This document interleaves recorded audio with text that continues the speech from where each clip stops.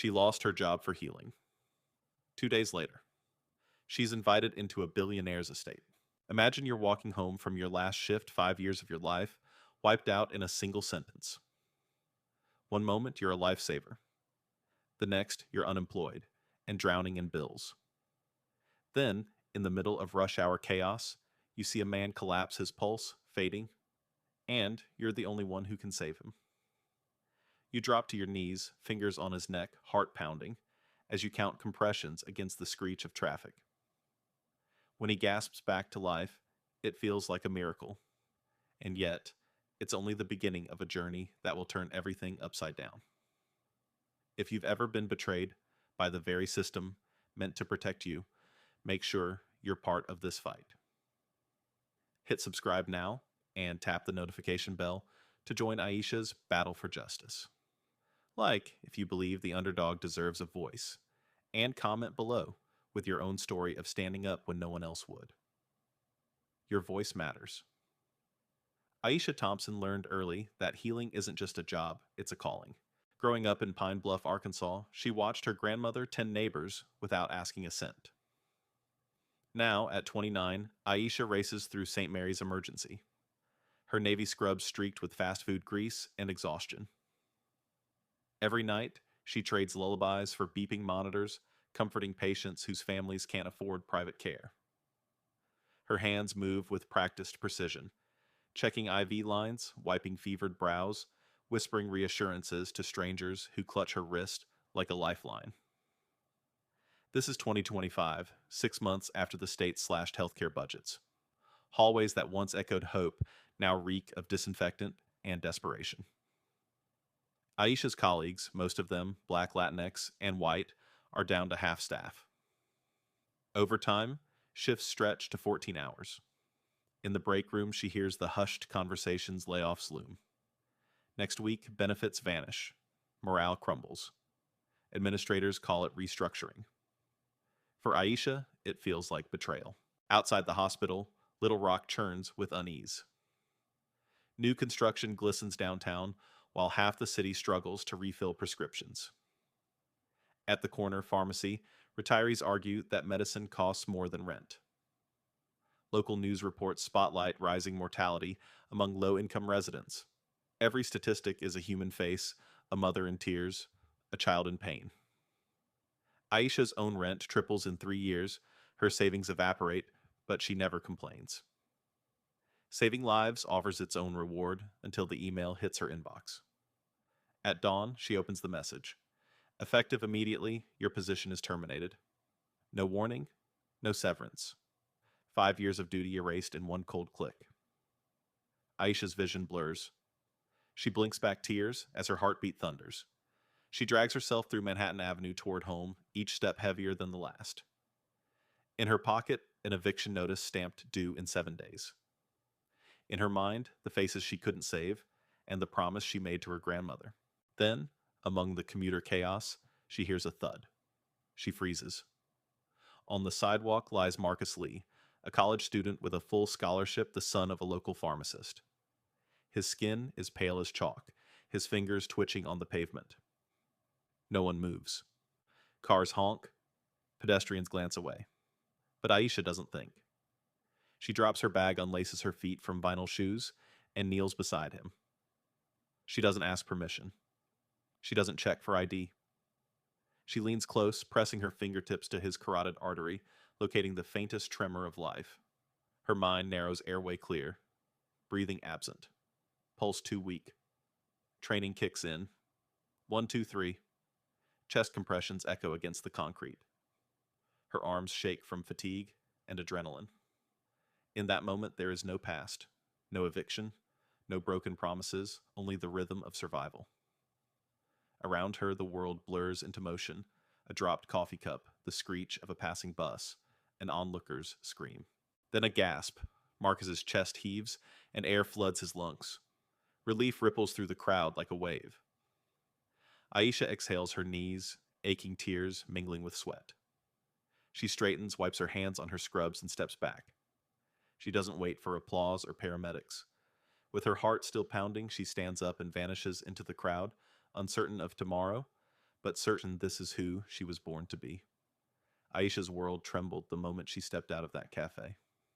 The polished marble walls and amber light couldn't soften the weight of James Whitaker's words. My father wants to meet you. Her fingers closed around the black card he slid across the table. No logo, no name, just a promise of something she couldn't yet name. She spent the subway ride home running through scenarios. A personal medical advisor, triple salary. Live in the guest house on a billionaire's estate. Every syllable felt too extravagant, like a trap disguised as a reward. Her pulse hammered against her ribs. She pictured her empty bank account, the eviction notice, the phone calls she had ignored for weeks. And yet, she couldn't stop thinking about Marcus Lee, the grateful gasp that had rippled through that crowd. That night, sleep eluded her. She stared at the ceiling, the black card on her nightstand glowing in the moonlight. When the sun finally rose, she found herself standing again in front of the gleaming tower of Whitaker Pharmaceuticals. This time she wasn't alone. Her walking boots echoed off the lobby's tile as she followed the receptionist's cool instructions to the private elevator. The doors slid open on a panoramic view of Little Rock's skyline. Colin Whitaker sat behind a desk of dark oak, his white hair and tailored suit signaling power. His gaze was appraising cold as polished steel. Aisha swallowed, heart-rocketing. "Ms. Thompson," he said, voice deep enough to rattle glass. "Thank you for saving my son. But I'm not here to pay you back. I'm here to invite you in." She watched the corner of his mouth twitch. Behind her, James leaned against the window. A single spotlight of sun sliced across the thousands of lives affected by Whitaker's latest price hike, 200% increases on life-saving drugs for heart failure, insulin, cancer treatments. Aisha remembered watching patients in her ER clutch their empty wallets, tears in their eyes, begging for alternatives. Colin stood and offered his hand. "You have integrity, Ms. Thompson. You do what you must without question." His smile didn't reach his eyes. "I need someone like you in my inner circle, someone who understands what it means to keep people alive when the world would rather count profits." Her stomach twisted. He spoke of profits as if they were air. "Why me?" she asked. Her voice sounded small, but her shoulders squared. "Because you saw a life slipping away and acted." Most would have hesitated. He paused. "And because you know what it feels like to be thrown aside." He tapped a touchscreen embedded in the desk. Instantly, a holographic display flickered to life. Red graphs spiraling upward, labeled quarterly revenue, drug markups, investor returns. Next to them, a smaller panel glowed amber community impact dashboard, lives lost, 3,452. Aisha's breath caught. Her ears throbbed with every calculated number. "You're profiting while people die," she said, voice rising. The light trembled across Colin's face. He leaned in, fingers steepled. "We invest in research, Ms. Thompson. We save lives on a scale you can't imagine. And yes, margins must be healthy." He tapped another icon, a photo of a sleek orphanage in Vietnam, bearing the Whitaker crest. "We also give back global clinics, scholarship funds, emergency relief." Her vision tunneled. She remembered the faces of the uninsured, back-home elderly men coughing in parking lots, mothers selling jewelry to afford insulin. She thought of Marcus, the son of the local pharmacist, spared by her hands. How many others had she seen slip away? Behind her, James cleared his throat. "My father's generosity is genuine, but he needs someone with your moral compass to guide him, to make sure our choices don't cross ethical lines." His gaze was earnest. Aisha's heart hammered. She closed her eyes, trying to steady her breathing. Part of her screamed to walk away to keep her hands clean. Yet, an even louder part surged with anger. Anger at the system that treated healthcare like a commodity. Anger at administrators who slashed budgets without blinking. Anger at herself for feeling lost and powerless. When she opened her eyes, determination glinted in them. "I'll take the job," she said quietly. Colin's lips curved into a small, approving smile. "Excellent. You'll start Monday. Welcome to Whitaker Enterprises." The next week blurred into a whirlwind. Aisha traded her scrubs for a white coat embroidered with the Whitaker crest. Her first assignment review, the pricing committee's proposal for next quarter.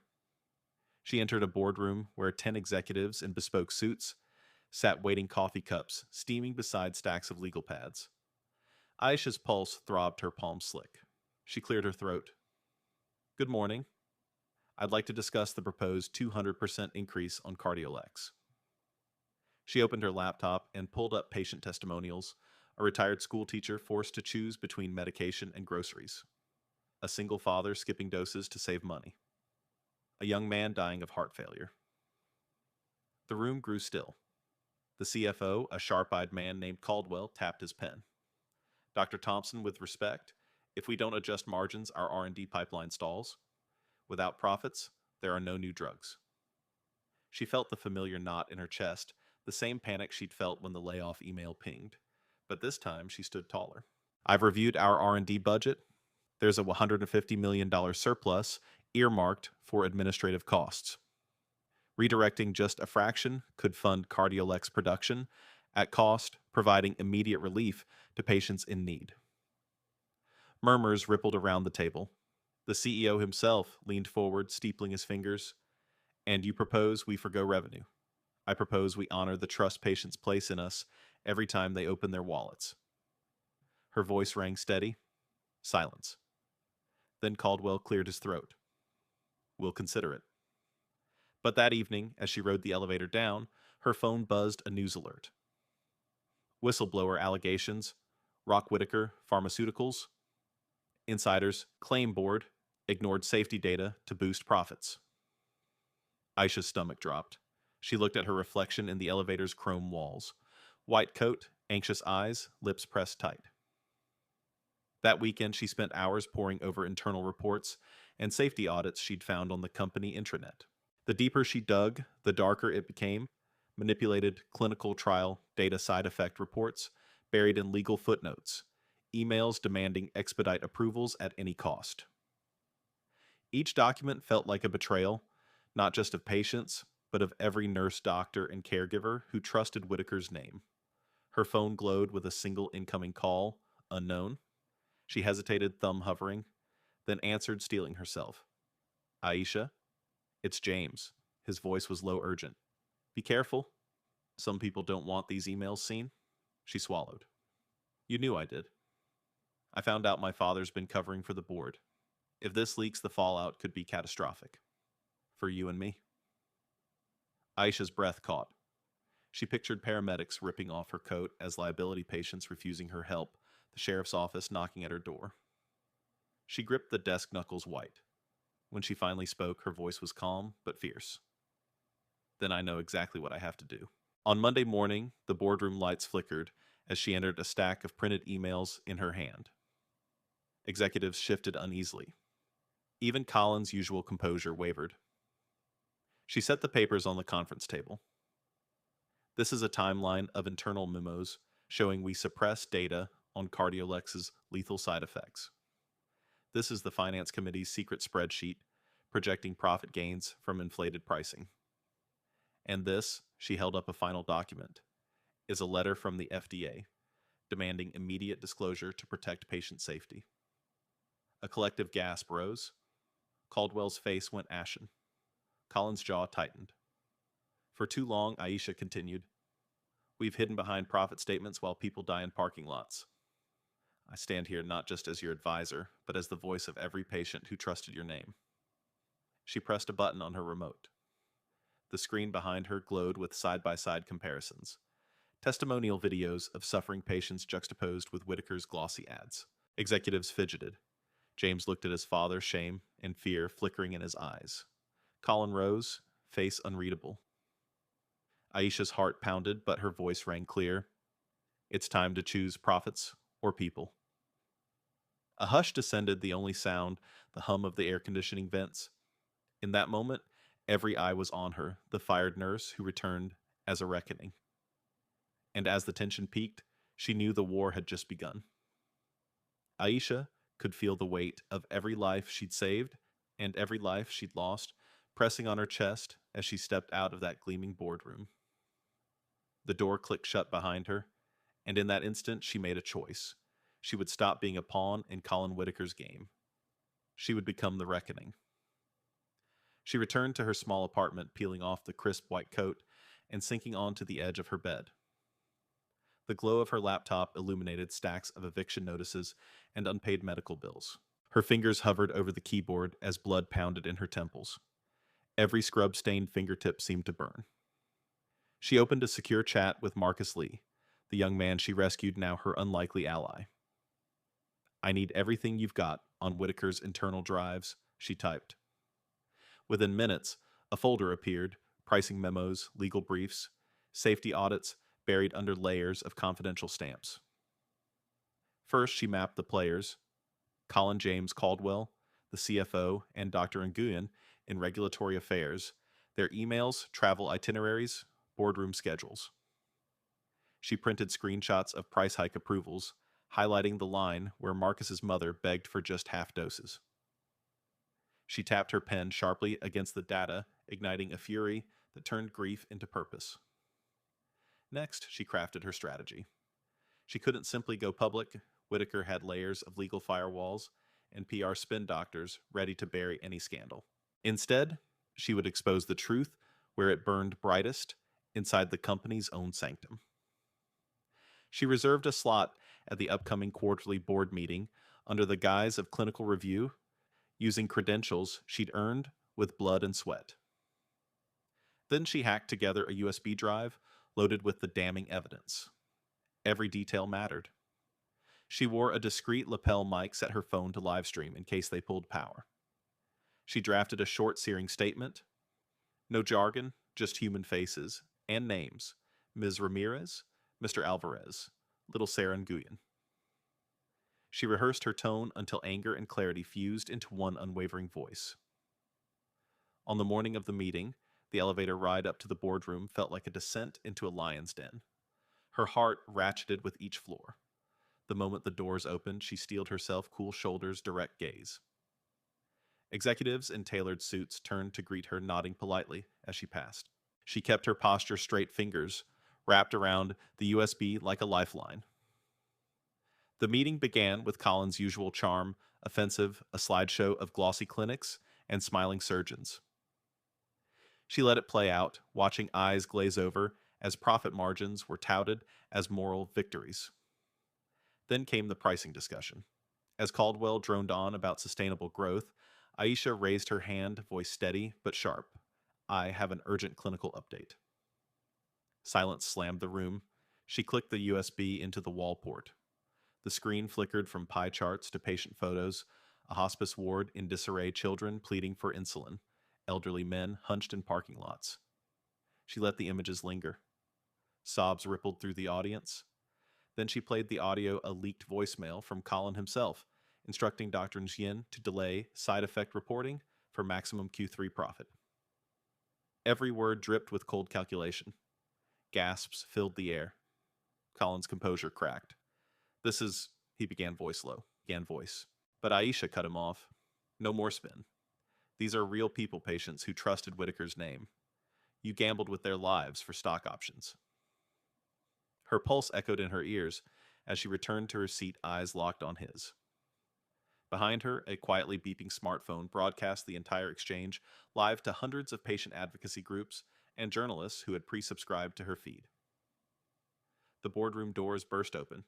Security moved in, but not before Aisha clicked end stream and swept her laptop into her tote. She strode past stunned faces, adrenaline scorching her nerves. She anticipated retaliation, termination lawsuits, threats. But as she emerged into the lobby, she didn't hesitate. She passed the surprised receptionist and headed straight for the main doors. Marcus was waiting outside, breathless, handing her a to-go coffee. He grinned, eyes bright with excitement and fear. "You did it?" he whispered. Aisha sipped the bitter brew, feeling the first taste of triumph. "It's not over," she replied. "We have to make sure they change." Her phone chimed with messages, news outlets calling for comment, patient groups rallying behind, her legal teams drafting class action suits. In that moment, every ounce of exhaustion vanished. She felt the electricity of justice coursing through her veins, stronger than any IV line she'd ever inserted. That night, as she lay in bed, the black card from James Whitaker lay untouched on her dresser. She closed her eyes, knowing that tomorrow she would begin the real work rebuilding trust, redefining healthcare, and honoring every single person who had ever depended on her courage. Because for Aisha, Thompson revenge wasn't just a moment of vindication, it was the start of a revolution. The morning after Aisha's explosive boardroom standoff, she wakes before dawn. Her phone buzzes with alerts, tweets, breaking news banners, direct messages from patient advocacy groups pledging support. She refuses to check them yet. Instead, she moves quietly, pulling on black cargo pants and a leather jacket. Today is about action, not reaction. By 6:00 a.m., she's at the downtown data center where Whitaker Pharmaceuticals hosts its cloud servers. The building's reflective windows gleam in first light. She slips inside under the pretense of a scheduled systems audit credentials tucked into her badge from last week's emergency review. Security scans her ID, glances at the Dr. Thompson nameplate, and waves her through. She navigates narrow hallways lined with humming racks of servers. Each step echoes like a heartbeat. Reaching the secured terminal room, she scans the access badge, enters the PIN she memorized from Marcus's cache, and the door opens with a quiet whoosh.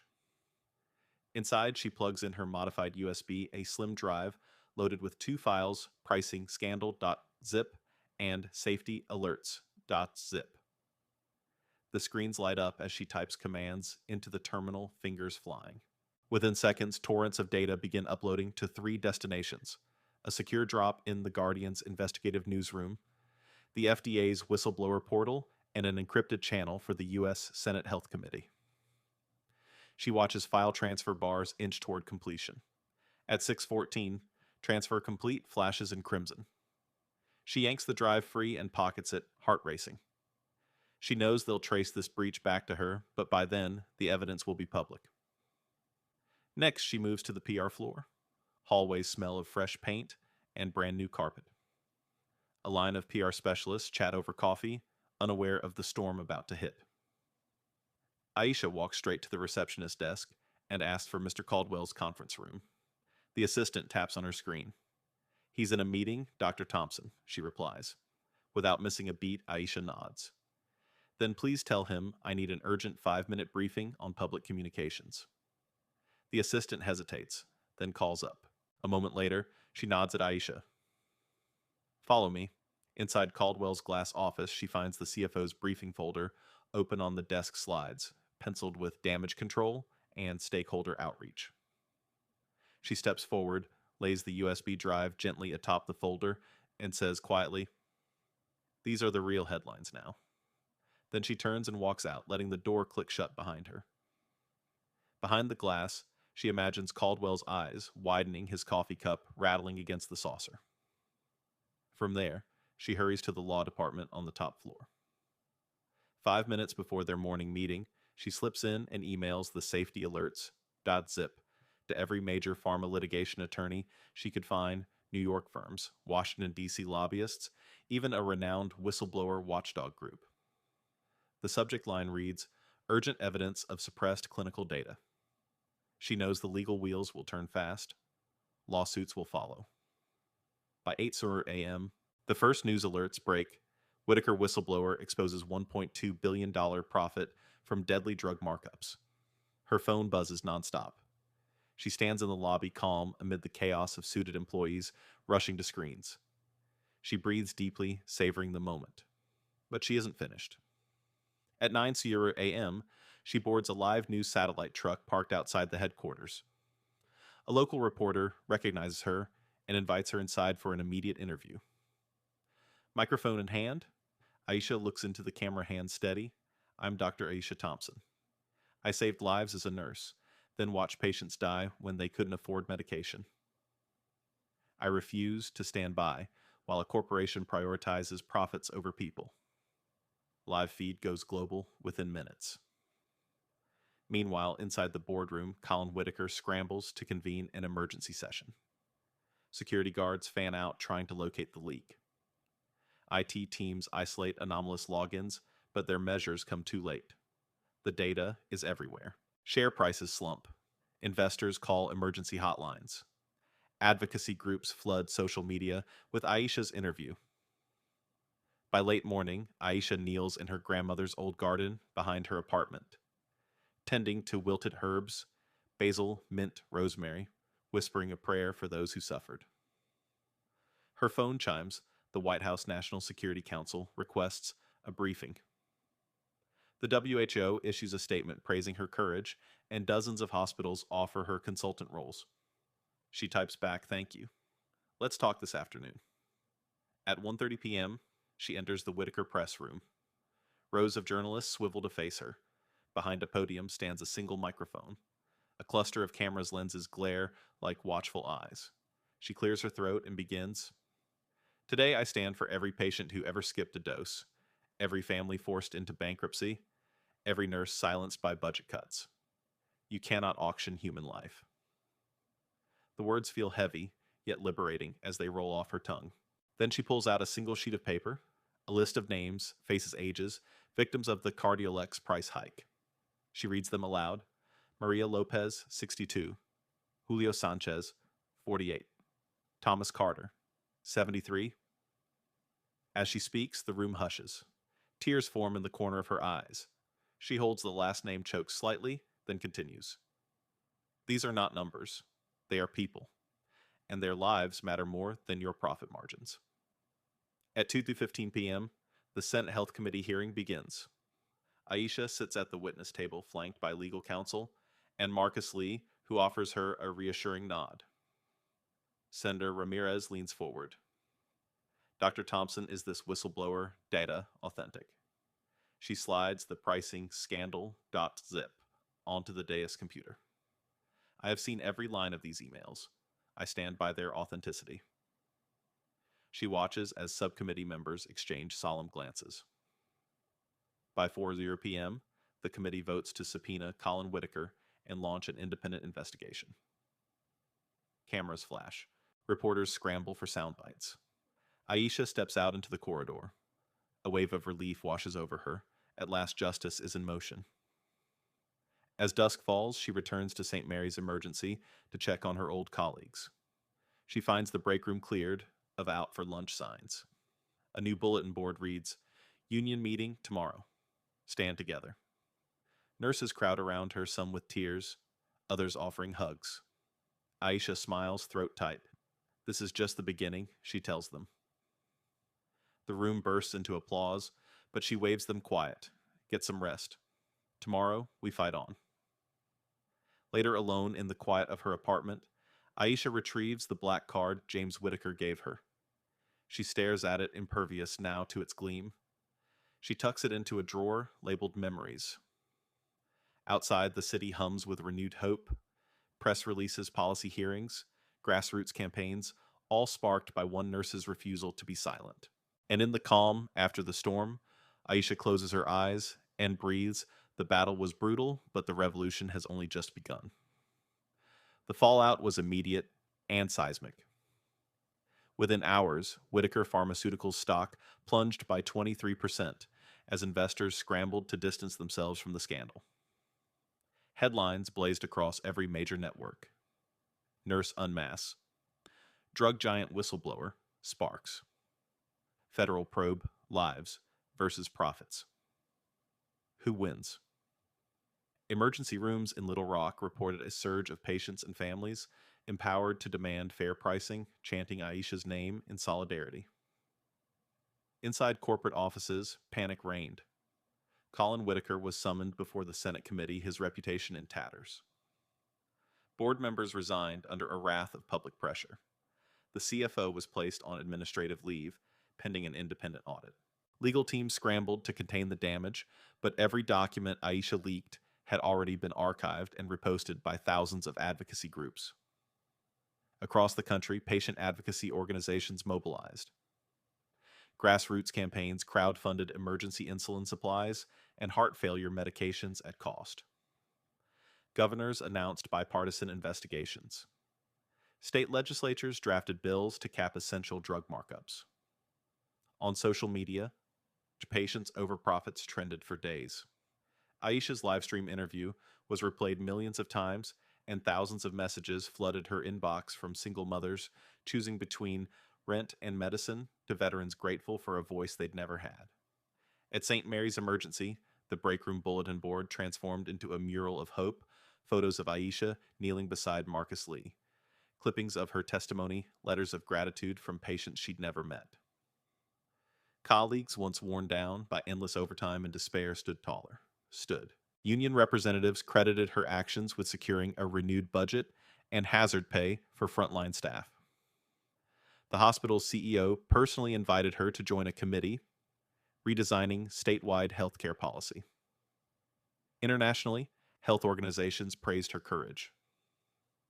The World Health Organization cited her case in a global report on pharmaceutical ethics. In London and Berlin, medical journals ran editorials celebrating the power of individual action against corporate greed.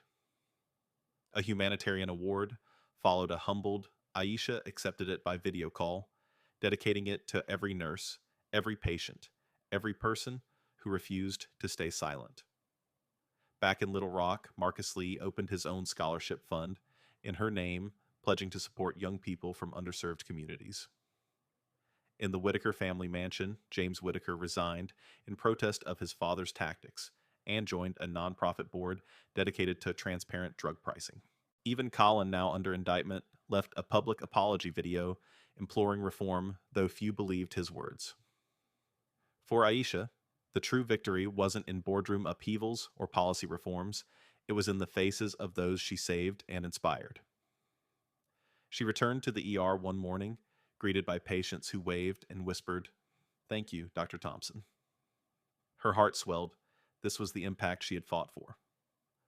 Though the battle had been brutal, the echoes of her stand promised a healthier, fairer future for countless lives. And as she hung her white coat in the locker, she knew the ripple she'd created would outlast any corporate empire. Thank you for witnessing Aisha Thompson's fight for justice, and remember her story isn't unique.